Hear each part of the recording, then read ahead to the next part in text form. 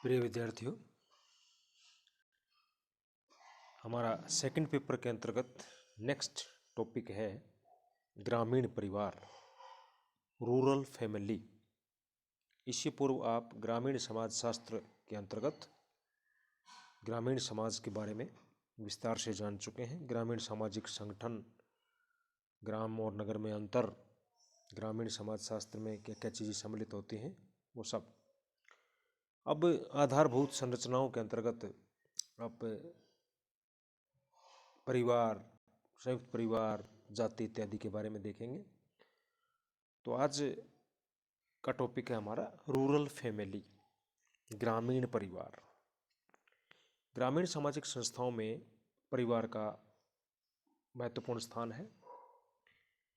परिवार ही ग्रामीण समाज की प्रमुख आधारशिला होती है और प्रारंभ में परिवार का निर्माण प्राणी शास्त्रीय आवश्यकताओं के कारण हुआ, जो कि आगे चल कर के मानव की अनेक सामाजिक सांस्कृतिक आवश्यकताओं की पूर्ति का एक महत्वपूर्ण साधन बन गया। यानी शुरू में जो परिवार की आवश्यकता क्यों पड़ती है आदमी को आफ्टर मैरिज, तो एक प्राणी शास्त्रीय आवश्यकताओं के लिए परिवार का जन्म हुआ था।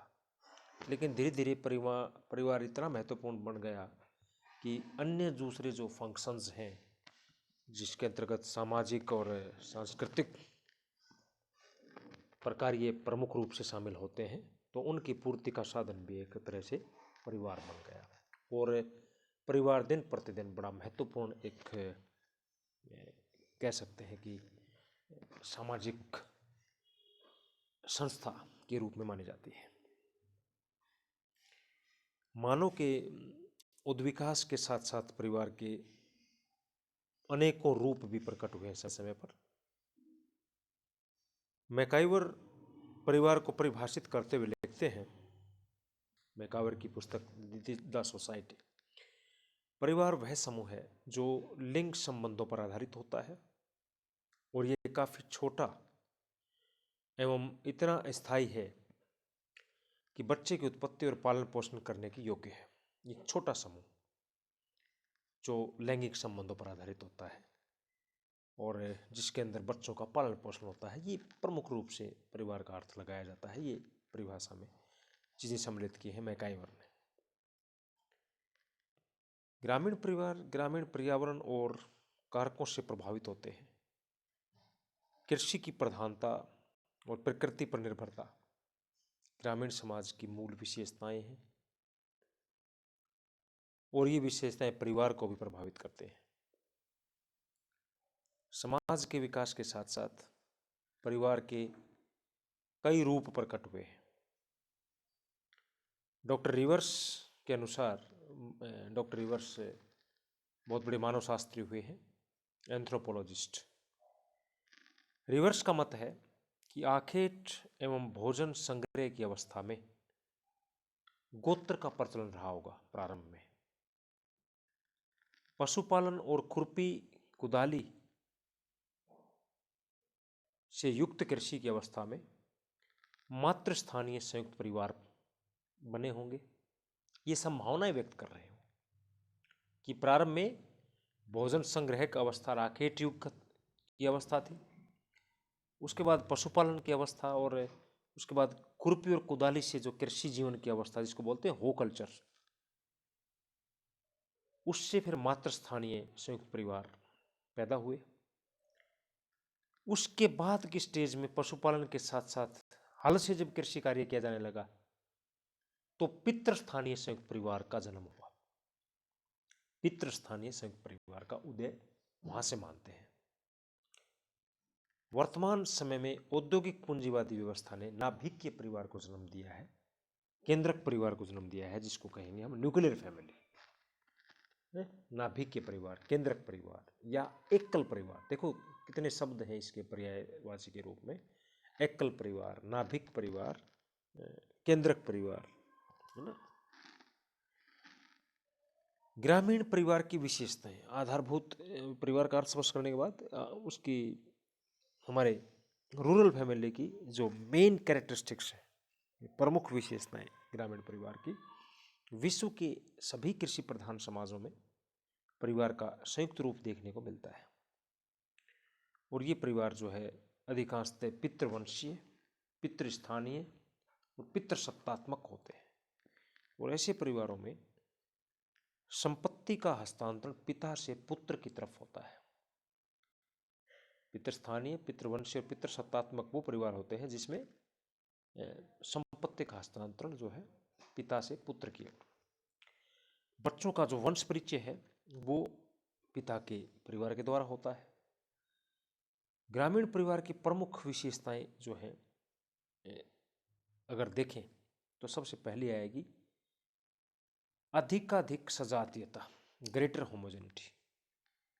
AR देसाई का मत है कि ग्रामीण परिवार नगरीय परिवारों की तुलना में अधिक सजातीय है, संगठित और सजीव रूप से कार्य करने वाला समूह होता है।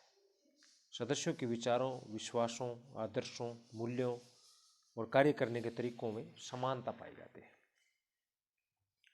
संयुक्त परिवार की प्रधानता इसकी दूसरी विशेषता है डोमिनेंस ऑफ ज्वाइंट फैमिली।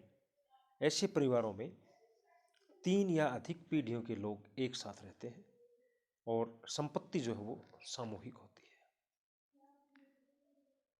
कृषक गृहस्थी पर आधारित परिवार बेस्ड ऑन पीजेंट हाउसहोल्ड। चूंकि परिवार के सभी लोग कृषि कार्यों में लगे होते हैं इसलिए इन परिवारों को कृषक परिवार भी कहा जाता है। कृषक गृहस्थी को बल प्रदान करने में नातेदारी संबंध, सामूहिक निवास, सामूहिक भूमि और आर्थिक क्रियाओं का सामूहिक रूप से संपन्न करना एक महत्वपूर्ण कारक है।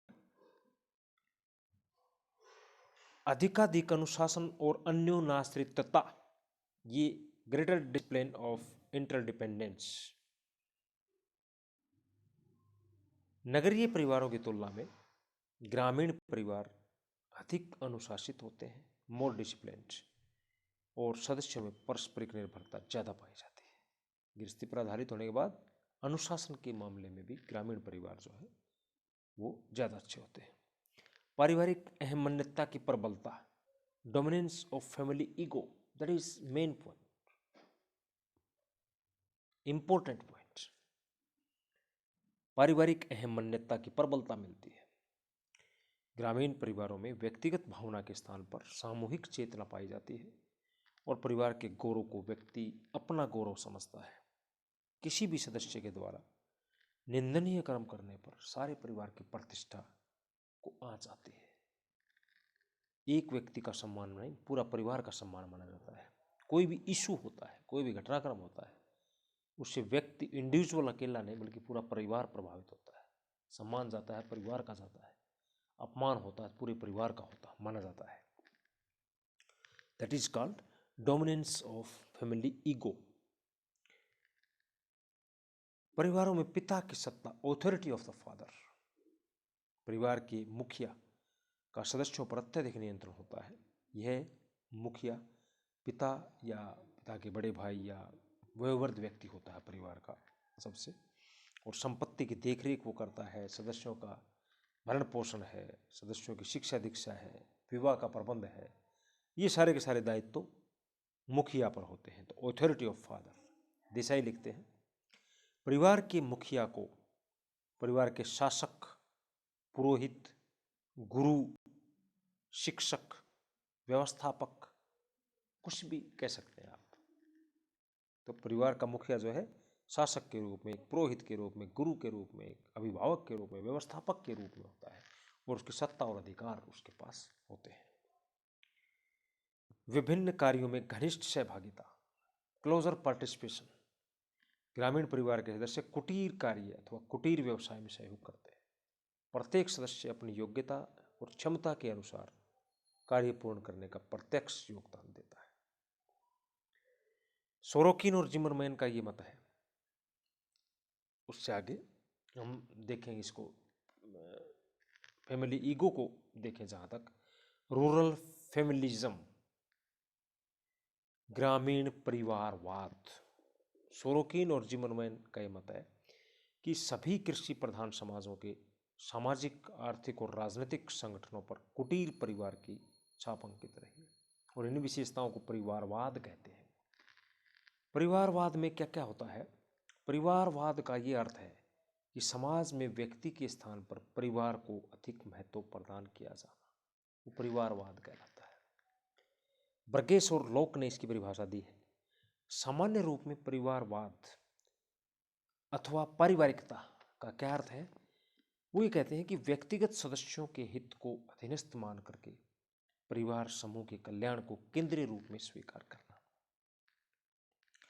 सोरोकिन और जिमरमैन आगे लिखते हैं चल के, चूंकि परिवार ग्रामीण सामाजिक संसार की मौलिक सामाजिक संस्था रहा है, इसलिए ये आशा करना स्वाभाविक है कि ग्रामीण परिवार के लक्षणों की छाप कृषि समूह के समस्त सामाजिक संगठनों पर अंकित हो। दूसरे शब्दों में कह सकते हैं आप, अन्य सभी सामाजिक संस्थाएं और मौलिक सामाजिक संबंध ग्रामीण सामाजिक संबंधों के प्रतिमानों के अनुरूप निर्मित हुए हैं और उन्हीं से वो सब ओतप्रोत होते हैं। तो क्या समझे? परिवारवाद वह संज्ञान है, वो एक प्रकार की अंडरस्टैंडिंग जो इस प्रकार सामाजिक संगठन को प्रकट करती है। इस प्रकार के समाज के विशिष्ट रूप में परिवारवाद एक मौलिक लक्षण है। अतः ग्रामीण समुदाय और सामाजिक जीवन के विभिन्न क्षेत्रों पर पारिवारिकता का प्रभाव स्पष्ट रूप से दिखाई देता है। परिवारवाद का प्रभाव स्पष्ट रूप से हमें परिलक्षित होता है और उन विभिन्न ग्रामीण सामाजिक क्षेत्रों का उल्लेख करेंगे जिन पर परिवारवाद का प्रभाव अंकित होता है या पारिवारिकता स्पष्ट रूप से दिखाई देती है। नंबर 1, ग्रामीण समाज में पाए जाने वाले बाल विवाह, ये संख्या में भी अधिक है और बाल विवाह पाए जाते हैं, चाइल्ड मैरिज। तो यहाँ पारिवारिकता हावी है। परिवार के बुजुर्ग, परिवार के मुखिया के द्वारा बचपन में ही बच्चों की विवाह संबंध तय कर दिए जाते हैं, ये देखने को मिलता है आज भी। तो पारिवारिकता वहाँ पर हावी है। परिवार ही सामाजिक उत्तरदायित्व की इकाई है, क्योंकि वह समाज की भी इकाई है और कर की अदायगी, सामाजिक दायित्वों का निर्वहन परिवार के द्वारा ही सामूहिक रूप से होता है। परिवार ही सामाजिक मानदंडों का आधार है। नंबर 3, तो माता पिता के प्रति संतानों का और धार्मिक सिद्धांतों का, नैतिक संहिता, सामाजिक और कानून प्रतिमान के द्वारा जो है उसका कर्तव्यों का निर्धारण किया जाता है। परिवार की छाप ग्रामीण राजनीतिक स्वरूप पर भी दिखाई देती है, पाई जाती है कि शासक और शासित के बीच संबंध पिता पुत्र की भांति होते हैं और परिवार के मुखिया की भांति ही राजनीतिक मुखिया होता है। तो ग्रामीण समाज के अंदर आप देखेंगे ग्रामीण परिवारों में जो है पॉलिटिक्स के ऊपर भी इनकी छाप जो है दृष्टिगोचर होती है। ग्रामीण समाज में समझौता संबंधों के स्थान पर सहयोगी संबंध पाए जाते हैं। और नंबर 6, ग्रामीण आर्थिक संरचना में परिवार उत्पादन, उपभोग और विनिमय की इकाई है। वस्तु विनिमय का प्रचलन रहा है यहाँ, और आर्थिक संबंधों में परिवारवाद की स्पष्ट छाप हमें दिखाई देती है। ग्रामीण धर्म और संस्कारों का उद्देश्य परिवार की संपत्ति एवं सुरक्षा होता है। पूर्वज और देवी देवता की पूजा का स्वरूप भी पारिवारिक होता है। ग्रामीण समाज में परंपरा का बहुत अधिक महत्व है और वही समाज में कठोरता पूर्वक शासन करती है। तो आपने इस वीडियो में क्या समझा है? ग्रामीण परिवारों के प्रकार कौन कौन से, और ग्रामीण परिवारों में पहले किस प्रकार से उत्पत्ति, गोत्र से मातृस्थानीय परिवार, फिर पितृस्थानीय परिवार, फिर पितृस्थानीय परिवारों की अर्थव्यवस्था, फिर यहाँ के परिवारों की विशेषताएं जिसके अंदर मुखिया का शासन अधिकार है, फिर यहाँ पर पारिवारिकता और परिवारवाद की प्रबलता है ना, फैमिली ईगो या फैमिलिज्म जो होता है, जिसको परिवारवाद या पारिवारिकता का नाम दिया है सोरोकिन और जिमरमैन ने, वो हमारे यहाँ भारतीय ग्रामीण परिवारों में स्पष्ट रूप से देखने को मिलती है, जो राजनीतिक, आर्थिक, धार्मिक, सांस्कृतिक, मनोवैज्ञानिक आदि सभी क्षेत्रों में पारिवारिकता का जो महत्व है, जहाँ व्यक्तिगत कुछ नहीं बल्कि सामूहिकता को ज़्यादा तरजीह दी जाती है, वो स्पष्ट रूप से हमें दिखाई देता है। Thank you.